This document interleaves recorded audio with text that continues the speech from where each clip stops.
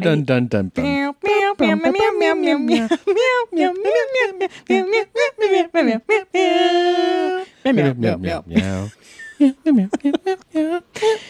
Do you want to hear what my cousin Shadi's Facebook update is Absolutely. today? What is it? Wisdom she's dropped on us? What is she sharing with the world today? Wait, this is September 21st, so it's officially fall today. Now if our weather would just act like it. Tired of all this heat, and I just can't wait to wear sweaters and jeans. Smiley face. That's such a chick update. I Only love it. chicks do stuff like now. If it would just act like the weather would just act like it's supposed to act. You know what I love about my cousin Such a is chick. that, and it's always like, it's the most banal minutia.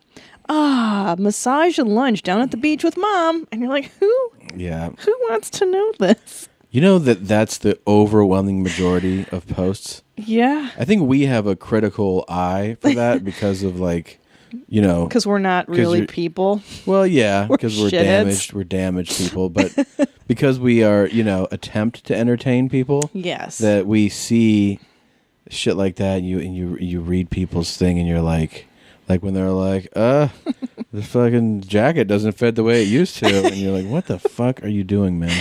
I know. I guess because even when I share on Twitter, it's Rain. I don't like this, and you're like, what? That's your post, right? I try to entertain. I try to be a little interesting. I mean, I hate sharing on Twitter. Honestly, I don't even like Facebook. But this generation, I guess they love to share their fucking. Oh, school's out for summer. That's another one of her updates. I love it. Oh man. Ay vey. Yeah. Well, what can you do? She's happy. That's all that matters. Yep. Well, folks, this episode of Your Mom's House is brought to you by Stamps.com. We gave you the full rundown last week, but we are huge supporters. Many of you, and we thank you from the bottom of our hearts, ordered... From the bottom of our jeans. From the bottom, like the ankle part of our jeans. You ordered my CD. A lot of you downloaded it, but some of you bought the physical copy. And you'll notice that when you got that package at your home, it was printed, the postage printed, Stamps.com. We actually use it. So it's not just somebody being like, hey, will you read this shit? And we're going, yeah, okay. We have been using it. We used it before they became a sponsor. Mm-hmm. So that should tell you something that we really believe in them. It's really easy to use. It simplifies your life, and you can ship any envelope, package, letter, anything from the convenience of your own house. I can't tell you how cool it is to not have to leave your house for to any get this reason done. And you can even schedule a pickup, so they'll come pick that shit up from your house. And the software, it has free tracking. That's so awesome you can too. Yes. see where the package is going, is gone. I've had to use that to verify. People have been like, "Hey, where's my Top Dog shirt?" Pull up the thing. I can tell them exactly when it's at the post office, when it left. It's awesome. So here is the offer. Sorry, you're going to give the offer. Go for it. The offer is pretty awesome. Right now, you can do this. Go to Stamps.com, and in the upper right-hand corner, there's a microphone. If you click on that, you type in the code word, which is MOM, MOM, and you get a no-risk trial for 4 weeks. So you get a whole month to try this out. It's a $110 offer. You get a digital scale, and you get up to $55 in free postage. So basically, you can try this out on your own. You can try the scale out. You can print out the postage right at your own home printer. They give you the actual the sticker, the labels. And that's the thing too is they set you up when it comes to your house. I swear to God, it's the coolest thing. The scale is a tiny little thing, and they give you a little kit with the software disc and the labels, and the minute you log in, you're ready to go. Yeah. You don't need anything else, and it's so easy. Even a bear can do it. Even this grizzly groucher with his paws instead of hands has figured out how to use it. It's true. Christina taught me. She bear trained me. She gave me treats after I did it right the first time. I gave you marshmallow treats. And I learned how to use Stamps.com. So it's pretty awesome, and it's pretty simple. The offer's great. You go to Stamps.com, you type in mom when you click on the microphone, or you can go to yourmomshousepodcast.com, and if you scroll down about midway, the middle section of the of the homepage, you look to the right there, you'll see the Stamps.com banner we have there. If you click through that, it takes you to that page on Stamps.com. It's a great offer, and we definitely are excited about them. So make sure you give them a shot. Hey, Tom, you know what they should change the slogan to? What's that? Stamps.com, so easy, even a bear can use it. See, that's not the deal we made with them. Why? And it's offensive that you would do that. Can I tell you how much fun it was when we talked to the Stamps.com people and they told us the offer, and then they were like, so the offer code is going to be MOM. Oh, yeah. And we laughed. Yeah, we're on the phone with them, and they're like, and if you tell your listeners to type in MOM, MOM, MOM. It's so great to hear people say mom. Yeah. You know how many people have asked me, like, what's the story behind your mom's house? Right. Why do you name it that? And when I tell them, I'm like, we just thought it was stupid. It's the dumbest thing we could think of. To name something. We literally sat at our kitchen table and we were like, what's the dumbest thing we could call our podcast? Yeah. Your mom's house. Your mom's house came out. And I did have that joke. Remember when I showed you that joke book? That's right. And I had in the joke book one time. Your old joke journal. Open a hamburger stand. Right. Or restaurant and name it your mom's house. Right. It was like years old. And the whole idea was just so you could play a stupid joke on your friend like you're in middle school. Yeah. And be like, where do you want to go eat? And be like, let's go to your mom's house. Just so you can get that dumb line out of your mouth. But now it's the whole thing. It's a meme. It's a thing. You're at your mom's house right now. It's really funny. So yeah. You know, I was in Peoria and some mommies came. Thank you, mommies, so much for coming. And one of the mommies walks up to me and just whispers in my ear, I heard you were funny. And I almost pissed my pants. We have the funniest listeners. That's They're why. awesome. They are the funniest listeners. Thank God. And they are super generous. I can't tell you how cool it is to, have your guys' support, not just for the show, but everybody in life. But they got the album. They supported the album, and of course, it's charting still after 2 weeks. It's pretty, impressive. You guys, it's totally because of you guys. So I'm real happy about that. Where are you going to be? Where can people see you? All right, I'm going to be in Crackers in Indianapolis. Yeah. Crackers Comedy Club, Broad Ripple, October 10th through 13th. If you're in the Indianapolis area, I know there's some mommies out there. Indianapolis. And I'm excited. And then after that, we're going to San Diego, October 19th through 20th, the Madhouse Comedy Club, buddy. All right. What about you, Tommy? I'm going to be at Rumors Comedy Club. I heard you were funny. In Winnipeg. Some of my dates might get switched around a little bit. Not switched, but I might not be doing the full run. I might do basically a week and a half. So I was going to do October 9 through 20. I think it's going to be October 12 through 20. Well, call the club, you guys. When in doubt, call the club and make sure. But I'm trying to give you the heads up that I might not be there. But for ask the first few and days. make sure time, because sometimes what the clubs do is they'll switch your stuff around. Yeah, it gets all kind of wishy-washy. But I hope to see you guys in Winnipeg. I'm a huge fan, guys. I got my Jets hat. I'm gonna fucking throw it on and rock it when I'm in Winnipeg. Wait, Canada has football? What is the Jets? Are you serious right now? Are the Jets or what are they? Hockey? Yeah. Okay. Yeah. Well, they don't have other sports, right? They don't have baseball and American sports, right? I heard a rumor. They do have baseball, and they do have Canadian football. Okay. And they have curling. Oh yeah, I've seen Curling's that before. Huge, yeah. Where else am I going to be? Oh, jeans. I'm going to be in Indy, Crackers, downtown. First weekend in November 1st through 3rd. That's so cool. And then later in the month, Madtown, Madison, Wisconsin, Comedy Club on State, also in November. I believe the second or third weekend.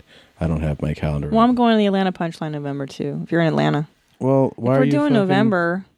Why you got to be like that? I mean, if you're going to do November, it's I got to do too. It's not fair. Well, I mean, I'm just giving people a heads up, warning. That's the whole thing. Atlanta Punchline. You give dates. You give them the warning. I'm going to be. Just look at Let's see. November 15 to 17, Comedy on State. Madison. All right. That's it. That's business. Let's fucking do it. Let's start the fucking show. Let's start the fucking show, alright? Fuck off. Steven is not penitentiary material. Tim over here would be penitentiary material. You know? I mean, he tough enough, he ornery enough. Steven's not. They're going to know what you're there for, and the first thing they're going to do is go back and talk to a couple of their buddies, and they're going to say, we got a baby raper. You know? You ain't going to live unless you want to live. If you want to live, you're going to have to kill some people. Because I beat three or four of them half to death. I have seen their stomach cut wide open, and I've seen their gut spill on the floor. I've seen it. The man's in trouble. It's up to me. He's in trouble. And why is it up to you? Well, I'm running Aryan Brotherhood around here. I told Steve, you beat this case, I'll get you in. I'll get you in with me. Get you in? I'll get him in a brotherhood if he beats the case. I'll go in there and I'll talk to the niggers and I'll talk to the brotherhood. And it's up to this man. Okay? It's up to this man. Well, if you was to come to me personally and ask me for a favor, I'd make the call. This shit is big time! Who is Randy? Don't bring anyone mother into this. Your mom in the fucking stand! Welcome to your mom's house with Tom Segura and Christina Pajitsky. welcome to your mom's house. I mean, you didn't think we'd run out of Stevie stuff, did you? You know what I love is that people tweet us and they're like, I got Stevie and it wasn't as laugh out loud funny as you guys told me it would be. It was like, really sad. One person was like, I got Stevie. It was the saddest thing I've ever seen. It really is. That's why it's amusing. That scene's my favorite. If you scene's unbelievable. If you can't put it together. So Stevie is about to go on trial for possibly molesting a kid. his one of his relatives, right, I think. Right. Yeah. So his buddy is hipping him to what might happen to him if he gets locked away. Mm-hmm. But he's got ties to the Aryan Brotherhood, and he could hook Stevie up if he beats the charges. Yeah, that whole thing. If you beat the charges, I was like, he's saying I'll get you in. Like if you're not found guilty, right? Then he's also like, I could just go in there and talk to everybody. That's one way of saying. I'm sorry, it. Who? Just everyone. Specifically, but who is he going to talk to? But like, there's different people. I'll just talk to everybody inside, and there's different people there. Everybody looks different. Kinds. Yeah, I just talk to everybody, and then I could, I guess, make sure you don't die. But he also was like, you got to be ready to kill some people. like that. That's the best strategy. I love casual like talk like that when people are like, you got to be ready to kill somebody. You know what I mean? Like, are you ready to kill somebody? And you have to be like, yeah, I'm ready to kill somebody. What do you think would happen to you if you went to, like, what would be your strategy for prison? For prison? Yeah. Oh, fuck, man. What would you do? Would you wife up? Would you? No. You can't really, I mean, you have to fight somebody early. Like, you got to get in and kick somebody's ass early. I would go for it, man. You just got to take your chances. Here's the thing is that even if you get your ass kicked, if you made an effort, people respect the fact that you didn't bitch out. So, you know, I'm kind of a big dude. I'd start, if I knew I was going to serve my time, start hitting those weights a little harder, and then just... Like to show your bear strength to the other bears. Like, and then... Look how hard I can hit this bag. One of my friends got locked up once, and he was just like, first or second night in, you know, a little semicircle formed, and he fought one of like the biggest guys there, and he said, I just got a lucky shot. Like, I just threw a shot, hit him on the chin, knocked him out. Everybody was like, you're cool. No more problems. Nobody messes with you. But even if he had lost, they would have just been like, hey, you took a chance by fighting that big motherfucker. Well, that's what I've learned watching Locked Up Abroad. Yeah. Like in the Turkish prisons, the really bad ones, you got to go in and show those motherfuckers that you ain't afraid of them. You can't. With a claw hammer. I ain't afraid of them. You ain't afraid of them. You got to go in there. And now the thing with women's prisons, totally different than men's. Yeah. In that you wife up real quick. So you got to basically pick a girl whose box you're okay with eating. It's a different story. Because they sit down, they braid each other's hair all day long. Yeah. Like you wife up quick. Oh, yeah. And me, I mean, I'm a little older, But I'm pretty good meat. You know what I mean? I'm you're blonde. fantastic. What are you talking about? I'm not. Look, but I'm not a 10. Let's say I'm. I'm somewhere in the middle. You're a 15. Thanks, sweetie. You're married to me. But in prison terms, well, I'm definitely a prison 10. What do you think you are in prison? Well, I'm a prison 10 for sure. Jesus Christ. Yeah, I'm a prison 10, and I would have to find a woman that I'd be willing to go down on for the next few years. God damn, big deal. Do it. Yeah, but they don't shave their boxes in prison. Like, I'm sure That's they're hot. not kept, I like that shit. God, could you imagine the smells? Anyway. It does have to be the worst thing ever. That's where I get my name Snake from. I ain't afraid of them. Never have been, except whenever I was a kid. That's Except fine. for when he was a kid. I was a kid, but you can't hold that against me now. Yeah. Now I ain't afraid of him. He's such a piece of shit. But yeah, so that was like a neighborhood dude who's basically telling Stevie, if you haven't seen Stevie, I don't know what the fuck you're doing, man. What are you waiting We've for? given you all the fucking treats you could ask for, and you're still holding out. But anyways, yeah, it's not a laugh out loud comedy though. I hope. No. Don't expect to be like falling on the floor. It is a weird and it's sad real life shit, and real shit. Yeah, but it's real funny too. Yeah, in a sad, like bizarro. Sure, in a very sad, bizarre. Yeah, but you're gonna watch it and be like, "Oh my god!" You're just gonna. Oh my god! Seriously? That's what you're gonna say when you see it. You're gonna be thankful it's not your life. That's really the foundation of. Definitely. Things. That's why you watch shit like Stevie's. You're like, wow, I thought I had it bad. Yeah, I could don't be have Stevie. it so bad after all. Now, where is he from? Where do they live? I think Illinois, somewhere in Illinois. Yeah, that's so bananas. You were just there, and you don't think of it being that backwater like in certain parts. It's really frightening. It's crazy, right? Yeah, but parts of California are pretty backwater. You ever been like in between like Fresno and whatever other shitty town that's not there's some Sacramento or there's LA? some you don't have to go that far. You don't have to go that far north even. If you go, what's it called? A little bit north of here. Well, you have San Luis Obispo, right? That's a little north. Bakersfield sucks. That's, I did stand up there once. You ever done stand up there? Yeah, I've done that. There used to be hotel. It was a hotel gig. That was a long time ago. Christ. Yeah, it was back in the day. I can't believe how many shit gigs we've done. Yeah. It's unbelievable when you look back on it. Isn't it a miracle that we persevered through all that? You stuck through it? You're like, why? Absolutely, man. Why? What is wrong with me? I had to tell you this. So I was watching, not even like intentionally, like literally flipping through the channels, and I saw some Emmy recap thing about, like all whoever won the awards. They were talking about Modern Family. And they showed like Sofia Vergara, I want to fill her up and see her shut and everything. Your stupid girlfriend. And then I'm online and I click through something and it ends up on, it's like actually on CNN. Like there was like a link to something about that. And I see this still of her, like when they're in the audience, like sitting, like at the actual award show. And the guy she's sitting next to looks vaguely familiar. Okay. I just was like, it looks vaguely familiar to me. I keep, I don't pay attention to it. I see some other thing about her.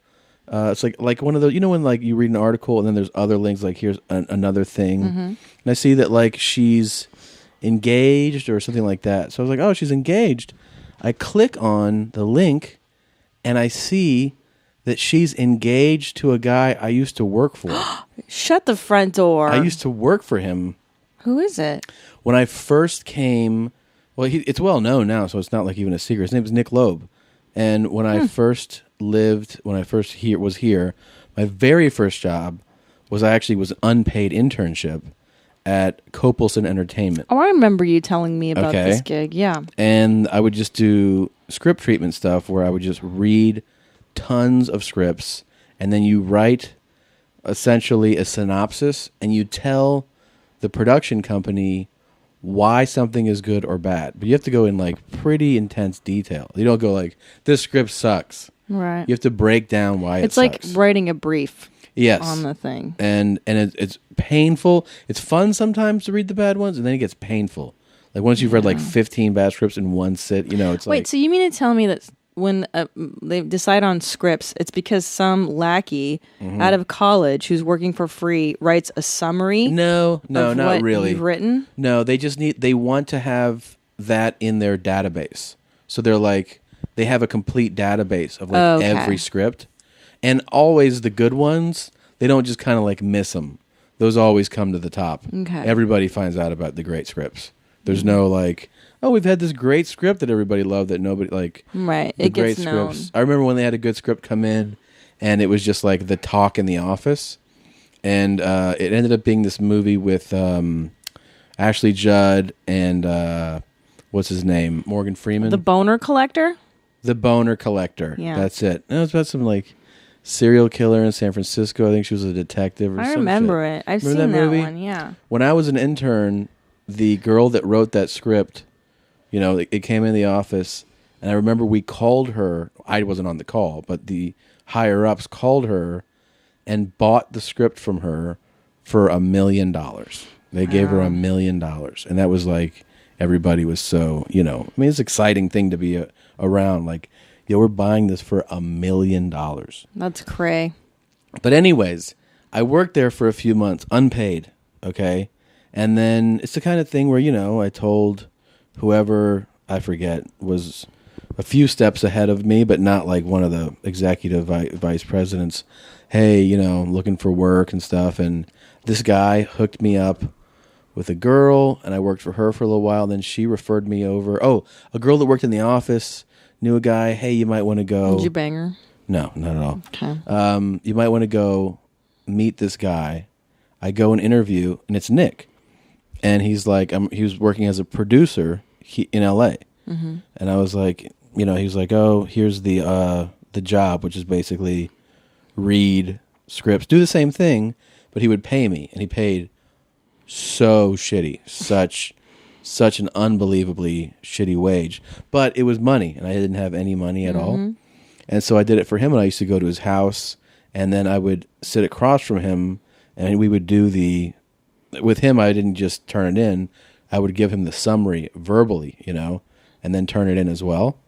And then he asked me, he had me interview to be his personal assistant. Oh boy! And in the interview, I was like, well, what kind of shit do you think I'm going to be doing? It's a terrible job. And I remember in the interview, he was like, you know, because I was interested in doing business type, like this creative stuff.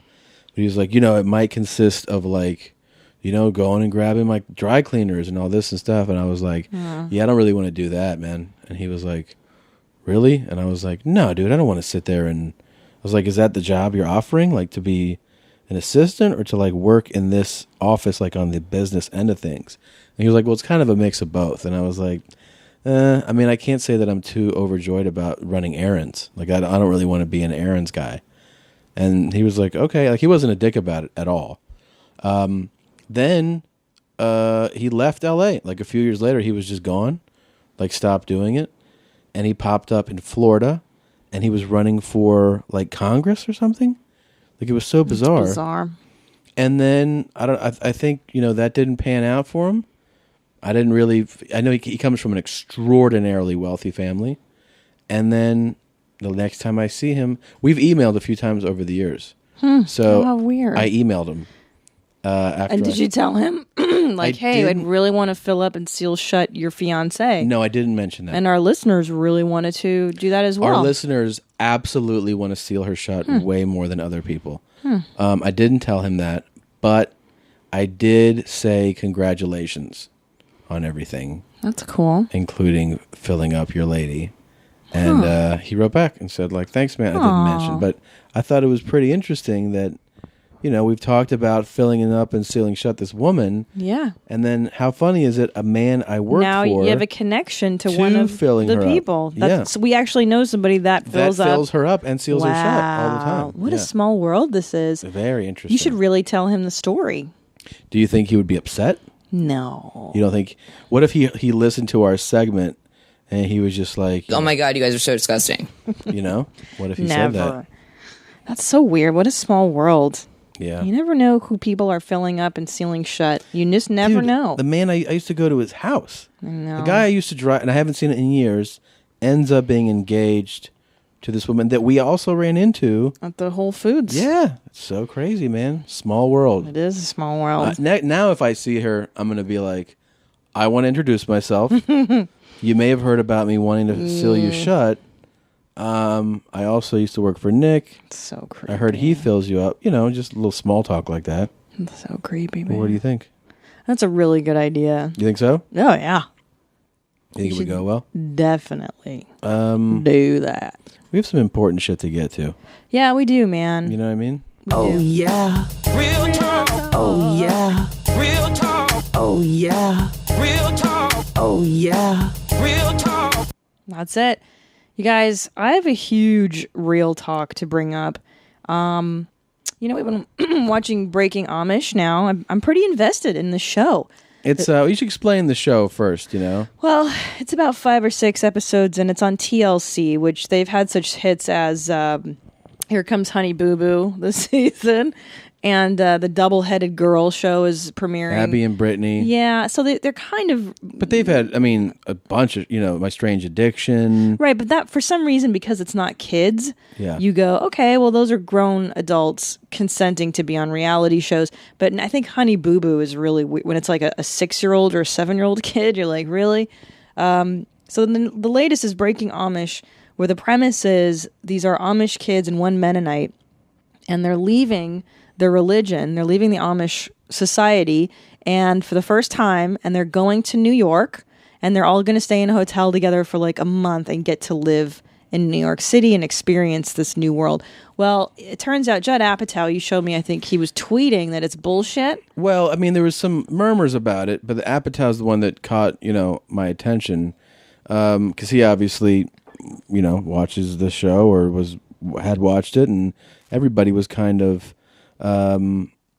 talking about, about the show, and then he's the one that tweeted out this link to an article that said that it seems that very little may be actually true about the show, which is really startling from the reality show. We know you've been on reality show. I've worked on reality shows. We know that there's produced segments and moments, and sometimes there's contrived things. Even like we know what show were we watching, we were like, oh, this is so... Well, the thing is, okay, I was on Road Rules like in 1998 or whatever, and people always go, is it real? Is it real? And yeah, it was real. In 1998, it was pretty real. The only thing they did that was shady is, like there was a time where Susie and I were walking and our backs were to the camera, and they looped in a conversation that we had at a different time. So that wasn't what we were talking about. Yeah. But it's a common practice. It's a common. That's a fucking. And even that's not that dishonest. It's like, okay, that could have taken place any time in the show. But what they do contrive are, hey, we're going to all meet up for dinner and we're going to talk about this. And the producers go, okay, well, you guys need to hit these story points. So talk about the upcoming birthday party, or talk about this character. Talk about so-and-so. How do you guys feel about so-and-so? Yeah. That is produced. Yeah. But, and a lot of times, a good way to tell when you're watching a sort of contrived or produced segment is when you see like an outing. Outings are very bullshit. often. Yeah, that's because nothing's going on. Hey, today we're gonna go and paint some shit and see if we're gonna try to make the city prettier. Right. We're gonna paint this. We're just interested in horseback riding. No, you're not. Well, I remember on Road Rules, because we weren't doing anything. Like they actually cast pretty normal people on my cast, with the exception of Piggy, who's fucking nuts. And I remember one night the producers came into the room in Australia and threw us a bunch of money, and they're like, "Go out and get drunk." Because there's no story. You guys aren't doing anything. Yeah. And we were like, cool. And we all got drunk. One of us puked, and we just had a good time. Like, we didn't fight or cause drama. And that was an episode, yeah. So now it's more extreme. But, okay, so here are the allegations in this article, which, gosh, I don't really... If it's true, it really kind of rattles my cage on it. Because I love reality shows, and there has to be some level of integrity in this. Otherwise, the whole thing... fucking crumbles. But so here it is. There's rumors or pictures on Facebook of Abe and Rebecca. So Rebecca's the girl who, unfortunately, she had all her teeth yanked at the age of 19. Apparently, the Amish, if they don't have dental updates or they don't like dental updates or dentistry. So if you have cavities or teeth are rotting, they pull them all out. And if you've been bad or something, they take your teeth out. They pulled out this girl's teeth. So there's Abe and Rebecca, that they're married or that they have a kid together. Jesus Christ. The one guy, Jeremy, they said that he's 32 years old, that he's been out of the order for like 12 or 14 years, and that he's divorced. And they show the divorce documents on Facebook. You can go on Facebook and see it. But I'm saying, but on the show, he's like, I'm thinking of breaking away. Like the premise is this is their first time leaving their homes and seeing the city, and the guy's already been out. So that's a huge problem. Yeah. Huge. And the Mennonite girl, she's been out too, and the other girl who wanted to model already submitted photos of herself on the internet, which that's not such a big deal. Like maybe she had a friend who did that. But here's the problem. The modeling and stuff, and she's had a DUI. She admits to that on the first episode. Okay, but all that stuff and like DUI, the model submission, which no one submitted that for. She submitted that herself. Then I'll even let that go, though. Yeah, but then they show her trying to work an elevator. I know. So then you go like, okay, it's somewhat believable if it's real. But now that we know this stuff, it discredits that moment.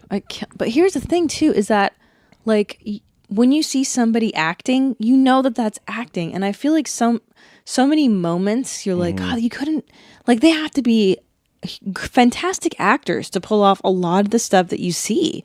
Like like Abe asks Rebecca out on their first date, and she's so rattled by it. Like you'd have to be an Academy Award winning fucking actress to pull that off. Those two, by the way, the two, Rebecca and Abe, are two of the people on the show who they claim they'd never met before, and then you see them with the kid, and the picture's old, man. It's an older picture. It is an old, but it sucks because her teeth are old in that, because she gets dentures in this season, and she doesn't have her new teeth, and that's how you can tell it's an old photograph. Yeah, it's old.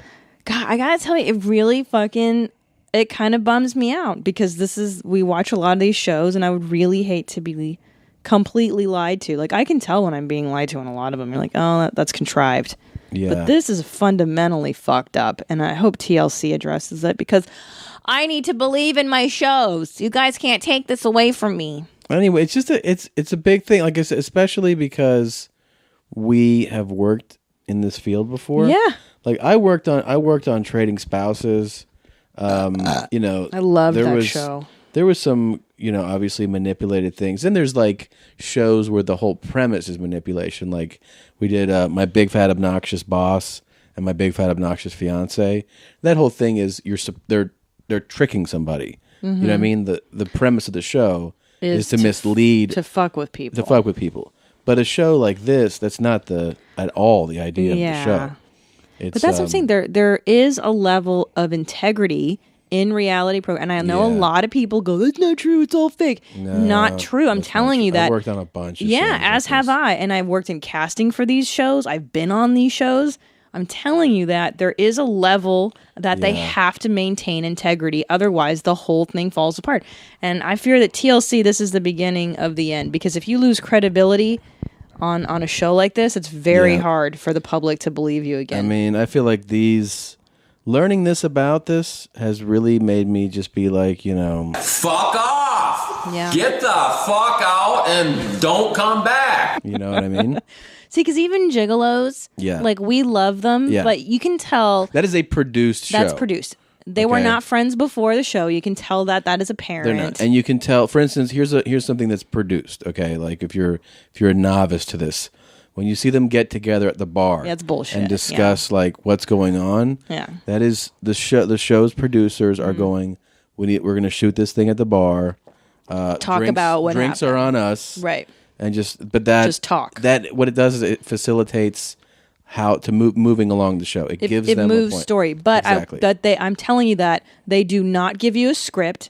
Right. They do not say, okay, say this. Right. That what they will do in interviews. If you'll notice in interviews, they'll say, how do you feel about Piggy? And in your answer say, I feel about Piggy. This is how I feel about Piggy. That's standard for all reality. Yeah, all reality. And that's the only thing they will tell you is to phrase it such that you're answering the question. Yeah. And the reason that is done is so that if you just answer, if somebody says, how do you feel about Piggy? And your answer is, I don't really like her. Right. And that's what airs. They go, you can't edit that in. Right. So that's why you have to put You have to go, well, right now, I think that Piggy is blah, blah, blah. Yeah, that's how you have to say the sentence. Yeah. So that is, I mean, and like I said, Gigolos is a produced show, but those guys really are doing that. And, you know, they're clearly crushing that tail. They're crushing all kinds of horse. And I honestly, in my heart of hearts, don't think that all of those clients are quote clients. I think that like one or two of them are like porno actresses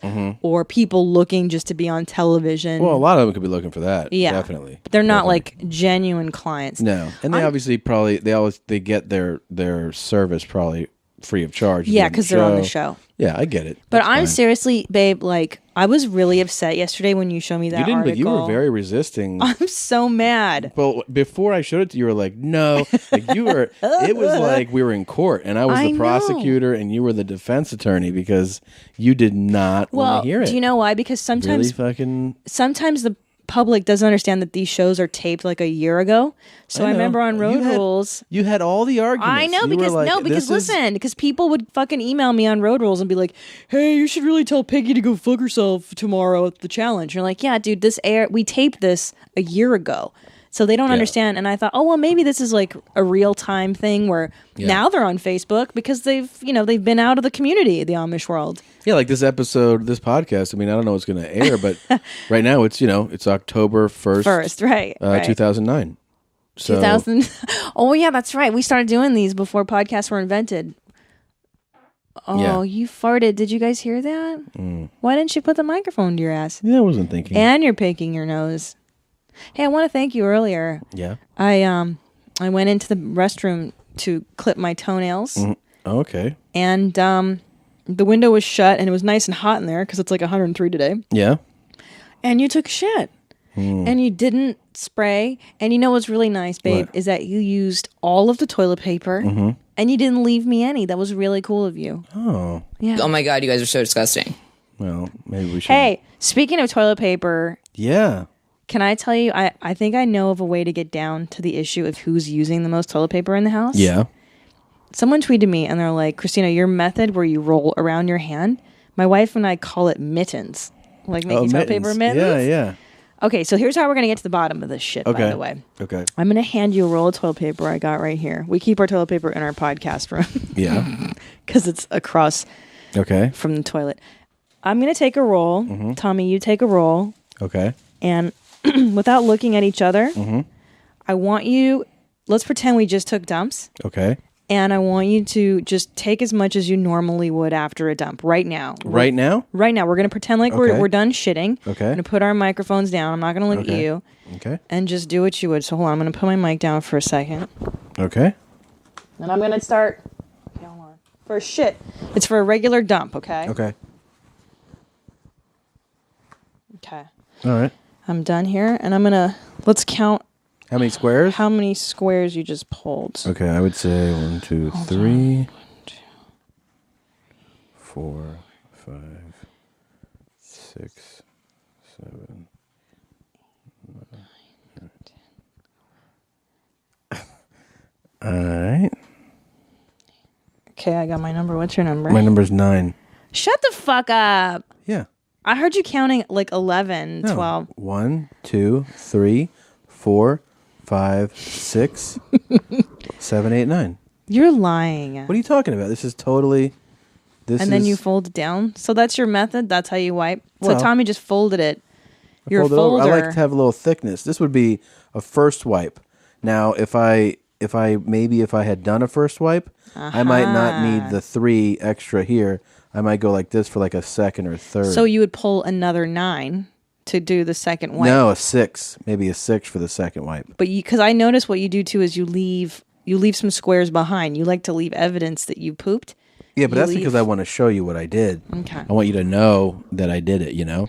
Oh my God, you guys are so disgusting. Wait, so give me a final paper count. 1 dump is how many squares? Well, see. Here's the problem with me though, is that like I have so much body hair and so much on my hole that it really is just like smearing, like icing on my chest or something. So I would say, depending on the consistency, I have to do this a minimum of 4 times. That'll be a minimum. So 9 squares times 4 is 36. You're looking at 36 That's squares. a minimum. Okay. And I would say a maximum would be 90. 90 squares. So you're looking at 36 to 90 square. A wipe, yeah. Wow. And then you have, how many? 14. 14. But can I tell you something? 14? 14 squares, yes. 14. 14 squares. Seriously. Really? Yeah. But here's the thing. I don't do it 4 times. So I'll do a 14 square once. Okay. Here's what I do. I do a primary wipe. Okay. The foundation for the cleanup. And then generally, if I have more there on the paper, I'll just take a shower because I'm sick and tired of wiping. So I might do a 14er, and then the second round will be like half of this. So 14, 7, 21. 21 squares is what I'm looking at. You do it 2 wipes? Yeah, because if my theory is if it's more than 2 wipes, why am I smearing shit on my ass? Go take a shower. The shower's right fucking there. So normal is 2 rounds of wiping? 2 rounds, and then do you just walk around with a shitty asshole? What did I just tell you? If it's more than 2, I get my ass in the shower and I fucking shower it, man. Man? Me, I'm telling you, man. Well, I don't. Can I tell you why? Because when I was in the Arab world, I was like, "Do you guys?" So they use their hands, and I was like, "That's disgusting." And he's like, "No, what you guys do is disgusting because you mash the shit against your ass." I gotta say that's pretty accurate, right? And after someone told me that, I was like, "Yeah, dude, I think you're right." Like, especially you got a real hairy bum hole like I do. Dude, yours is because mine's not that hairy like yours. Pretty gamey. So now I'm looking at 14 plus 7 is what 21 versus your 36. So you never minimum. go above that. You never go. No, like I said, if it's a a tender moment, if it's something extreme, I might maybe do another 14er. Yeah. But again, if it's really messy cleanup, I'm just going to get in the shower. So basically, you're maxing out at what my minimum is. Yeah. That's what you're saying. So it looks like we have our culprit. Yeah. This is a very interesting game you contrived. It's called science, Tom. And it's indisputable. It's science. It's indisputable, and I know who is now the wipe leader. You are, babe. You're the toilet paper champ. So I have a little surprise for you. So last night, I called my folks, and it was kind of late. And this is a phone call from last night. It's very brief, okay? Where was I? I must have passed it. Hello. Hey, Mom. Tommy, I'm in bed and your father is asleep. Why are you in bed? You're always up super late. He wasn't sleeping, Tommy. We're in bed and Dad is sleeping. He says, why you call so late? We'll talk tomorrow. You're asleep? I'm in bed sleeping. You just woke us up. You're never asleep at this time. Okay, good night. I love you. So, all right, fine. I love you. I called, and she, because how long? My mom stays up super late. Yeah, like she's a night owl, nocturnal, and then she wakes up super early. And that was 11:30 their time, which I was like, "What are you? You're never asleep." I was kind of bummed out. I called back today, and guess who answered the phone? Maria. Oh my God! You guys, shut up! This is the moment you've been waiting for. Oh my God, it's here. It's got here. Maria. Now. Oh my God. Man, that's so funny. I should tell you ahead of time. I apologize. I wish we had a better system for this stuff so that we could get higher quality audio. I'm actually on my end is where the audio suffers for a while, so I'm just giving you the heads up. I know it sucks. You don't have to tell me. Come on, I'm dying to hear it. Let's fucking go. Dude, let me finish what I'm fucking saying, man. I'm telling our listeners shit. Don't fucking fuck with me. Yeah, but I want to hear it. I don't care if you want to hear it. You use all the toilet paper in the house. Listen, I apologize. I just want you to know that I value putting up high quality shit for you guys, and I apologize it doesn't have the best sound, but this is the best I could do. This is the sister I've been talking about, and I'm excited to. This is the sister we've all been waiting for you. Yeah, this is and we also get from her. We get my mom on the phone for a review of my album. Oh no. Okay, here we go. Oh jeez. Hello, Thomas. Yes. Why are you calling right now? Weston's sleeping. You should call Mom on the cell phone. 8:30. Okay, that was 5:30 our time, 8:30 on the East Coast, and she's immediately answers the phone and says, "Why are you calling right now?" That's my sister. Like it's super late. Yeah. Well, the baby. I know, but Weston's sleeping. You got to call on the cell phone. That's her son, Weston. The phone fucking rings and bells like every 5 fucking seconds. Well, I didn't know. I'm not what I know that. Well, now I'm telling you, don't fucking call this anymore in the evening or when he naps any fucking more. If he's sleeping and it wakes him. There it is. So, are you right next to him right now? No. Anyways, how are you guys? How's being on in Canada? Was it just a nice cultural experience? Did you feel like you really experienced? She's busting my balls because she texted me to call her, or she called me. She left me a voicemail actually, and she said to call her back. But I was in Toronto. I didn't call her back. Right. And then a week later, she was like, "Thanks for not returning my call, asshole." And I wrote to her, I was out of the country. And she's like, "Where?" And I go, "Canada." She was like, "That's not out of the country." That's not out of the country. That's not okay. She's talking really fast, by the way. She's really fired up. This is when you get the genuine Maria, is when you get her fired up, and she gets more fired up. I'm out of the fucking country. Really? Let me guess. Fucking Canada? That's not out of the country, Tom. It is out of the country to be in Canada. It is when you consider cell phone rates. Like, you can't just be calling people from Canada. Okay, I will give you that much. The phone rates are ridiculous. I will give you that much. That's about it. So, how's Mom? Because is she making you crazy? Mom, no, not bad. Mom's good. She's a paranoid mess now. When you were Now, that's a planned question. I said, "How's Mom?"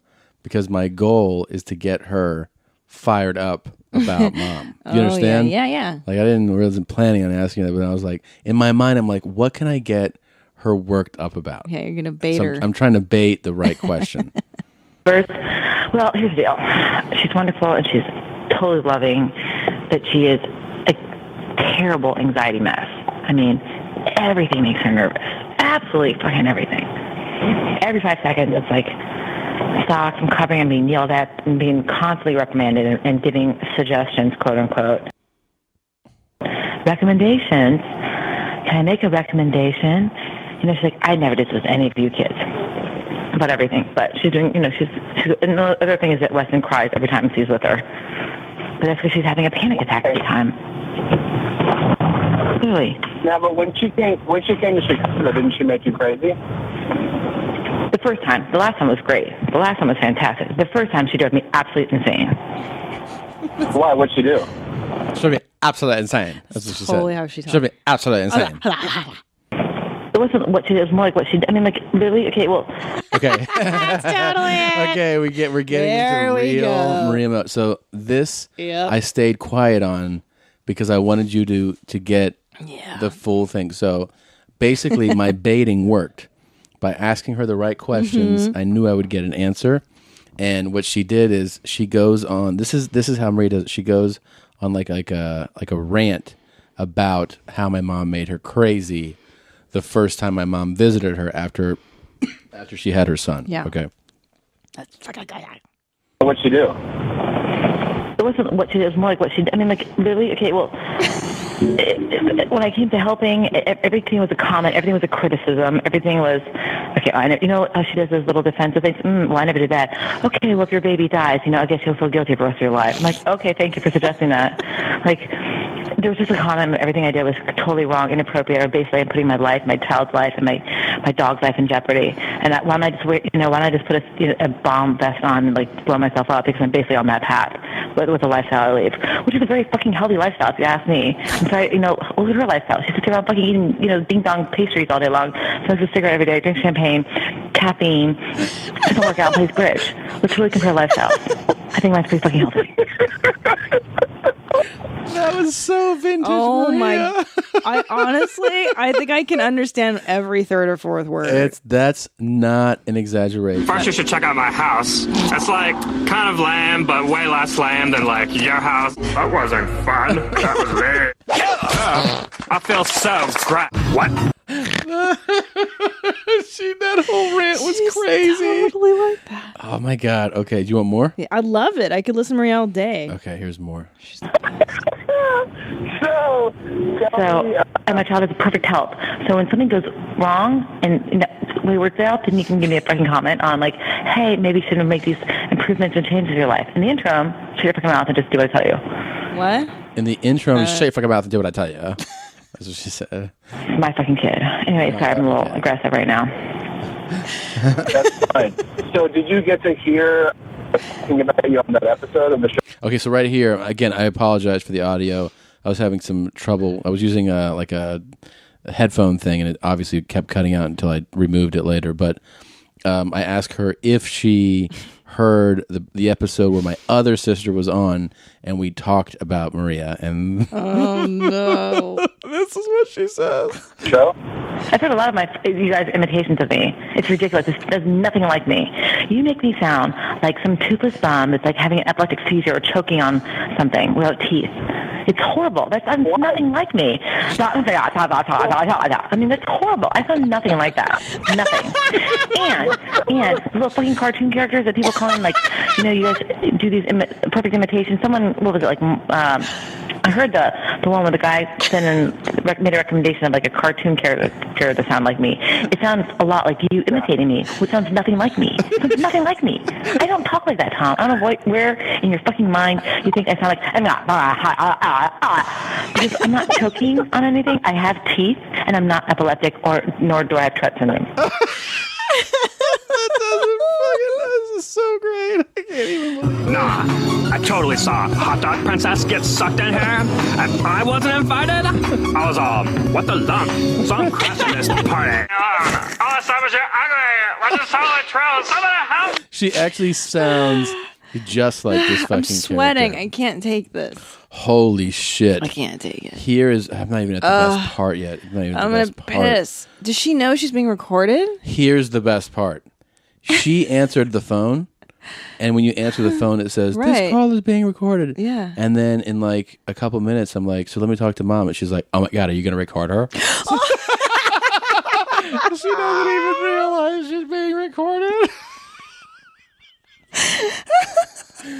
It's so great. That's why she's so authentic. It's so good. Yeah, that's why she's being... Wait, why do you think it has no teeth? What's putting the teeth? Yeah, I didn't understand why she kept saying you were doing an impression with no teeth, but... And enunciate any fucking words. He's like, you know what it sounds a lot like? It sounds like your imitation of the midgets. Poking, remember your little comedy routine with the midgets? Like, that's what you sound like when you talk about me, only it's faster. I think you go like... No, I actually am capable. I enunciate my words. I pronounce them perfectly. It's been a long time since someone has said, I'm sorry, what? Can you repeat that? I don't talk nearly as fast as I used to, and I pronounce everything. So I was getting some shit like I talk like nah. I think 3 times in this conversation I was like, what? What'd you say? Bullshit.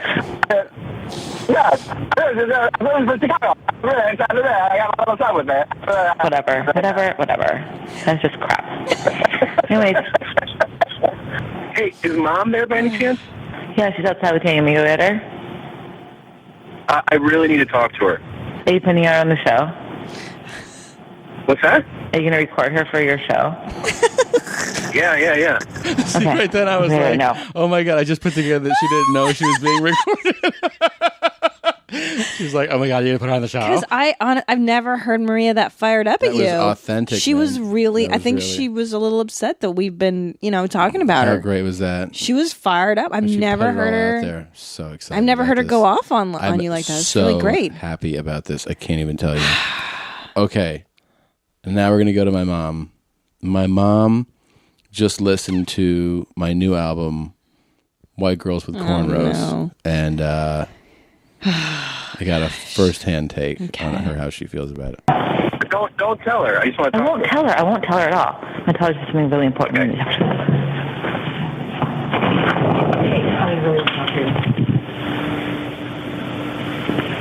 Hello? Hey. Hi. Hey, I need to talk to you. Okay. I'm here. Can you talk to me? Okay, can you talk to me for a second? Okay, so tell me, did you listen to my CD? I listened to the whole CD. I was totally impressed with your Spanish. I mean, it was better than mine. I say a couple words in Spanish. For those of you that haven't heard it, that you're thinking like, is this a Spanish album? No, I speak Spanish in like 2 jokes, very shortly. I thought you were hysterically funny. Your skills to communicate with the people is fantastic. Now, personally, if I'm in the audience and I'm whistling because I like what you do and you scream at me, don't whistle! I will walk out of the show. No. Some of you who have heard it know that there was an incident that's on the album where this guy was whistling in the audience. And what happened was we were backstage. And I was with the staff, and I was like, "Who's whistling?" Because it was it wasn't like, "Oh, the show's starting, applause, whistle." It was whistling on every joke of the MC and the feature, and I was like, "No fucking way!" Yeah, it's gonna fuck up your recording. So when I got out there, and the guy fucking whistled, I kind of was like, "Shut the fuck up!" And she really takes issue with the fact that I told the guy to stop whistling. Because nobody is going to tell me how not to express myself. And for you, they have to express the way you say. You are imposing people how to tell you that they like you. And I'm totally against that. There is a thing called freedom of expression. And if I express myself the way I like it by whistling, let me whistle. I will whistle 3 times more. And if you yell at me, don't whistle. I wasn't sure if you were joking or you were really seriously saying, don't whistle. Well, I would throw you out of my show, though. You will what? Throw you out of my show. Well, you can throw me out of your show because I'm your mother. So how can you throw me out of your show? I would tell the staff, I'd say, remove that lady from here. Yeah, and you know what? When the staff came, I will ask them for the microphone. I scream to the people, guess what? I'm the mother. See how you look. Yeah, you're a winner. So not only I cannot whistle because I like it, but you're throwing your mind out of the show. And then you pass to like my material? I like everything except the part that you're talking about your masturbation. And then I masturbate every day, and if my wife doesn't give me the hot, then I masturbate, and every day she finds me masturbating myself, and I said, at that point I couldn't listen anymore, so I don't know what is the rest, and I said, this is a joke. So I have to skip it. I skip it, and the next one said, well, as I was telling you in the masturbation before, so I skip it again, and I said, is there any part that is no masturbation? And thank God after that you became normal and start talking about different stuff. But boy, so you just told me you are not for type of audience of my age. I was first all excited. I couldn't wait to tell my 900 people in the Bridge Center to buy your CD. I will die if one of these ladies buy your CD and say, I listen to your song. Can you imagine? And they know that my son masturbates every day because his wife doesn't give it to him. Do you realize, how crazy it is for her? She doesn't talk about anything during I'm surprised she knows what the word masturbation is. I know. I'm very surprised. That is not up her alley, man. No, it's not. Charo does not usually discuss such matters, that's for sure. That is for sure. It's not her wheelhouse. He does it like this and he does it like that, and it's so much fun. If God gives you the packet, use it.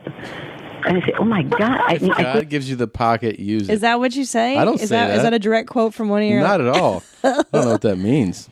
Couldn't believe this was literally my son. You can still recommend it to your friends. No, estás loco, Tommy. 100 ataques. Ni mi familia, ni mis amistades. She said I would have 100 attacks, like heart attacks. Aww. She said not to my family or my friends. This is why I never invite your mom to see me perform. Oh, she'd be horrified. And your sister's like, why don't you invite my mom to see me? It's like, well, because I don't want to horrify the woman that I love as my mother-in-law. Yeah. And who loves me still. Yeah. Despite my act. La juventud. What do you think? So you're a comedian, not for everybody. You are not a Jerry Seinfeld. Ha ha ha! This is funny. Ha ha ha! This is F here, F there. Kind of getting used to. F you audience, F so funny. I mean, it's F, and I'm getting used to the F now. But I'm not going to get used to. Can you imagine my own son talking how he masturbates, and I have to listen to that? And I'm going to tell my friends. Buy my son, he's so funny. You want to watch how his life is. And then 3 songs or 3 whatever pieces later, I changed it, and you said, one thing that I noticed I have changed, people improve with the years. I'm getting worse at sex.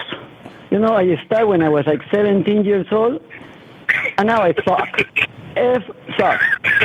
And I said, oh my God. First he's masturbating. Now he can say what he's right because he sucks. He should be a master in that. Man, sorry, I can't even take it anymore. So harsh. Oh, God. Can I honestly, my mom hates everything I do. Yeah. Like, really? How do you laugh at that? Because, like, isn't there some part of you as a son that's like, you kind of want your mom's approval? Or, I mean, is it because you already have your mom's approval, I guess, right? Like in other areas, so this doesn't bother you? No, it doesn't bother me. Oh, okay. Because my mom hates everything I do. But I get it gives me anxiety listening to your mother criticize it. Yeah. Just because I'm thinking how I would feel if it were my mother criticizing me. And I hate it. I guess I have a different mentality about it because I think of it in terms of like my mom. First of all, I get a genuine, and it's not like contrived, a genuine, real, authentic, maybe the hardest laugh that I can get out of getting a reaction out of my mother. Right. Like a one of like being upset or like that's gross. So for me, getting her to say that what I said was disgusting is really amusing to me. Right. It's like the best fun. It's the best thing I can get. Maybe on your next album you should dedicate one. Like one of the joke titles should be like, "This is for my mom." For my mom. So she can really. And it's like horrifying. But it's got to be the grossest one like ever. shitting, jerking off, and I don't know what else. Puking on your shit and puking on your dick. I shit the other day, and then I jerked off, and then I puked on my dick, and it ran between my legs onto my shit. This one's for mom. This one's for mom. Yeah. And then I can be like, Mom, I dedicated this to you. Just to see her reaction. Yeah. Poor Charo. So... Wait, do you think, though, that when you started stand-up, that your parents were like, our son's totally going to be like Seinfeld. He's going to tell jokes about the kitchen sink and the water splashing in the sinks. And I think because my mom is more idealistic, and I think because she's seen me and heard me and known me to be funny without being vulgar at things, that's her, in her mind, her dream is like, oh, you'll be funny like one of those guys. Yeah. But like then, Danny Kaye or whatever. Yeah, or like Seinfeld, like just like where that's like that non kind of offensive, but like, well constructed stuff. And then, when I didn't turn out that way, she's like, oh. But I don't feel like, oh shit, I'm disappointing her. I don't feel like that. It's so funny as comedians. I think we all on some level want our parents to go, that was really funny. That was so great. Of course. And so few comics do I know that their parents are like, you know what, kid? You're really good. You're really funny. I think even Seinfeld has a story where his parents were like, well, I gave you an award, huh? Like he won like best comedian of the year or whatever. Yeah. And his parents were like, yeah, well, I got to give it to somebody. Yeah. So and he's like, great. They got to give it to somebody. Right. Yeah. I mean, I know. they all parents. But they love you. Your parents are like so supportive. They're totally supportive. Here's the other thing though that I'm hyper aware of is that like what I do, it's not for them. They're not my audience. Of course, yeah. Well, I mean, like if you have that mentality, like my comedy is not for anybody our age's parents, basically. No. Like that's not who I'm doing stand up for. No, of course. So like when somebody their age goes like, oh, like I'm not into that. I don't go like, oh, really? I'm like, yeah, I know this isn't made. I for know, you. but it's your parents. You want your parents to like think you're awesome. I know. I never even gave my dad my CD. Really? No, because I'm so and I talk about him and he knows the bits that I do about him. Yeah. But I'm just like, oh, I don't. Well, want he's him heard to it, right? know. Yeah, because it's on YouTube. The bits about him, and I cleared it with him before I released the CD. Like, I'm going to talk about you. Is that okay? Yeah. But I never gave him my CD because I don't want. And then when I was on Showtime, he was like, I can't find this fucking Showtime. I'm like, okay, well, I guess you won't be seeing your daughter on Showtime. I gave him your CD. You did not. No, I didn't. Nah, he wouldn't understand. He would love to see you do stand up though. He has, and he's heckled at the Laugh Factory. Yeah, he's like, oh, bullshit. Like about something you said. Yeah. I told some stupid joke, and he was like, bullshit. Like he heckled me. You're like, Dad. Like this is not how this is supposed to go, my man. Oh my God, that's hilarious. Yeah, he just doesn't know. He was trying to have fun. He didn't know. He didn't know. That's the funny thing is they think. I mean, I had my sister. She came to a show one time. And her friend in the front row was heckling the shit out of me. Lordy. I've never been so angry in my life. I remember when that happened. Yeah, that was so upsetting. Should I play a little more of this? Yeah. Let's hear what else she has. Okay. Oh, man, you're killing me right now. Yeah, you killed me. But thank God again the Mexicans who got married and then the funny, there was the rest were hysterical. Now, what happened? What do you think your friends would say if they heard that, though? Nobody will talk to me again. Nobody will talk to me again. I never forget when my kids were in school. Let me tell you, when the kids were in school, and one time Jane came in the house and she says, how was your class? And I said, oh, it sucks. So the next day I went to play bridge, and one of the ladies told me something. I said, I know, that sucks. And she says, what did you say? And I said, it sucks. And she says, you know what you're saying? I said, well, my kids say, and you allow them to talk like that? I said, is that a bad word? Well, I'm talking 20 years ago, no? Yeah. Honestly, I never heard it before the kids came and it sucks here and it sucks there. In case you guys aren't following, because I know she has a heavy accent, she is telling a true story about when we were younger, because, you know, when you're like a teenager and stuff, and even now, you're like, that sucks, this sucks. Yeah. And because English is her second language, she picks up on stuff that we say. Yeah. And so she picked up on, oh, you say that sucks when, you know, something sucks. But then she started saying it to ladies her age. Like, at the time, like 50-year-old women were like, oh, you know, I got stuck in traffic yesterday. And my mom would be like, that sucks. And they were like, excuse me? That sucks. Yeah, that sucks. Doesn't know. And she said, well, that's not proper way to talk. So, it sucks because she's offended by you saying that sucks. Imagine what she would think if... Can you imagine? They will probably kick me out of the club. Not recommended for adults. Total square. Usually movies are not recommended for children. This is not recommended for adults. Can you imagine? Do you think, were you surprised when you heard that I started having sex when I was 17? No, nothing surprised me anymore. Maria probably started when she was 12. Yeah. No, God, no, she's here. How old were you? This is my sex percent masturbated. Oh my God. Did you hear her? You did, yes. Yeah, my stupid sister said, first time I had sex or first time I masturbated? She says in the background to my mother. You're talking about the first time I had sex or the first time I masturbated? Gosh. You know what she's asking me? What'd she say? At what time did you have sex or when did I start masturbating?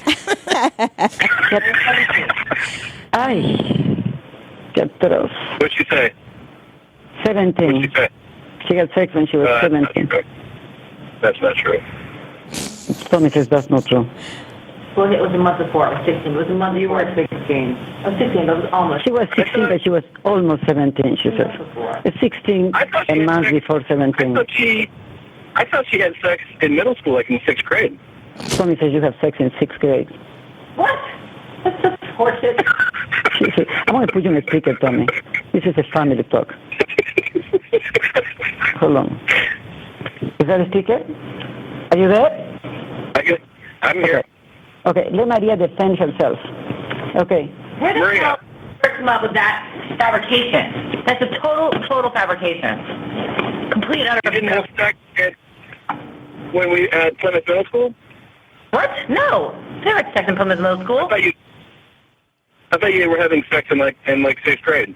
No, we touched penises. We didn't have sex. Ay, por favor. Oye, tu madre. Eso. Oye, esto se está pasando de castaña. Ay, por favor. Because Maria's the only person who would make sure to point out we touched penises. Like to clarify. Yeah. Right. She's like, and again, I was just baiting there. I knew she didn't have sex in the 6th grade, of course, but I knew that she would give me an answer. Right she into fell the right trap. into the trap. I've been doing this for years. The bear trap. There you go. Okay. Aren't you glad, babe, that years of torturing your sister and your mom have finally paid off? For our show, right? Yes, Like it's so great. But you, as long as I've known you, you've been torturing your mom and your sisters, and now since I was a child, yeah. And now it's for everybody. It's for everybody. You guys get to enjoy what's been making me laugh for 20 years. It's amazing. Yeah, pretty awesome. Maria. When we at Plymouth Middle School? What? No. They had sex in Plymouth Middle School. I thought you were having sex in like 6th grade. No, we touched penises. We didn't have sex. Ay, por favor. Oye, tu madre. Eso. Oye, esto se está pasando de castaño. Primero es una comedy y ahora que es realidad.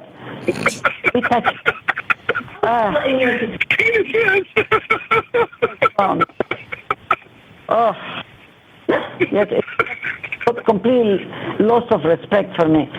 I would die. Yeah. About I have sex at that shit I did, and I have my phone.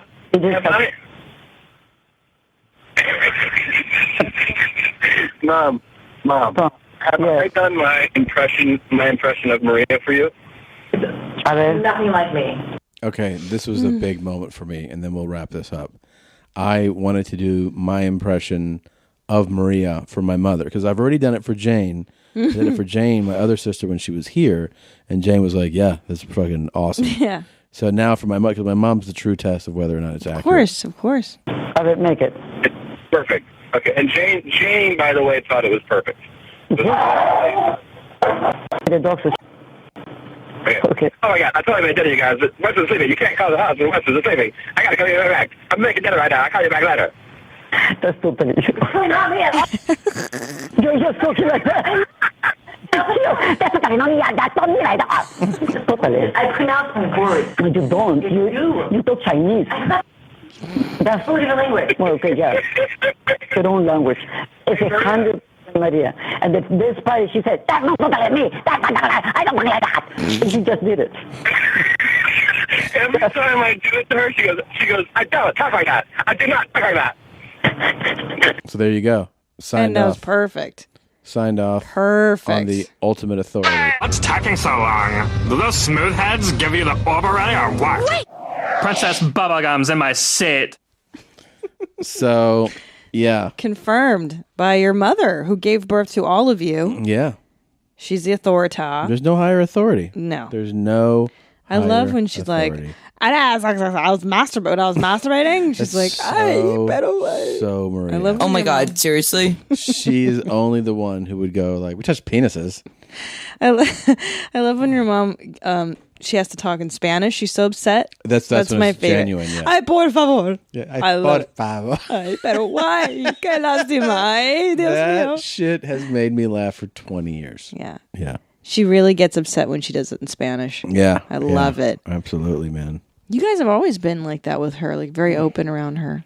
Yeah. We don't talk about The sisters. sex with my mother, though. The sisters do. The you sisters, don't. hell no. No, but Jane and Maria will be very open. But now she's listening to me talk about it on albums and stuff. And hey, that should be your motivation if you haven't heard it yet. You heard my mother talking about her reaction to the album. Go get it. Yeah. So you can hear the whistling and masturbating Yeah. and talking about getting worse at sex. See what all the Spanish talking's for. Yeah, see what it's all what all about. it's going on. They're great, man. I like your family so much. They're fun. They're so much fun. That was fun. Oh, God, that made me laugh so hard. Maria went on a fucking tirade, man. And I was like, oh, don't call her. Let's just say that. Fuck off. I think it's... There was one time when she was pregnant and she was here and she sat on our couch and it was, it's like one of the first times we were doing her to her face and you were like, and she was fired up and she's like, I did not tell you that. Yeah, she got really We fired got her up. on that. Oh, shit, man. Yeah, that was good fun, man. So, that's it, Jeans. That's it. Let's fucking... I got nothing else. I'm all tapped out. Let's wrap this shit up, man. But didn't we discover a lot today? We discovered that you are the big toilet paper waster in the house. Number one. I don't know. Number one. If that's true. It is true. We just did the math. Maths don't lie. I think that's the kind of thing where you have to investigate again. You know, like usually scientific tests, they don't do one test. Okay. They do multiple tests. You know. Okay. So we learned that Breaking Amish might not be real. And we learned that your sister, we got your sister out for our listeners. It's pretty awesome, man. It is pretty awesome. Yeah, I was happy with it, man. Me too. Good job. Good job, Jeans. Cool jeans. Cool jeans. Great job. Great job, Jeans. Let's wrap this shit up. All right. What are you doing? What do you mean? What are you staring at? Nothing. You're reading something. I'm not reading anything. Your eyeballs are on the something. I'm not reading anything, man. I'm not reading anything. Tell your mommies that you love them. I like this already. Thanks for listening, guys. Appreciate it. Thanks for listening, back here, mommies. Same time, same place. Next week, more love. Check out yourmomshousepodcast.com. Your emails, we read them. Sometimes we read them on the air. Send us your mom's podcast at gmail.com. Many kisses and hugs. This is this song. I like this. Do I know this?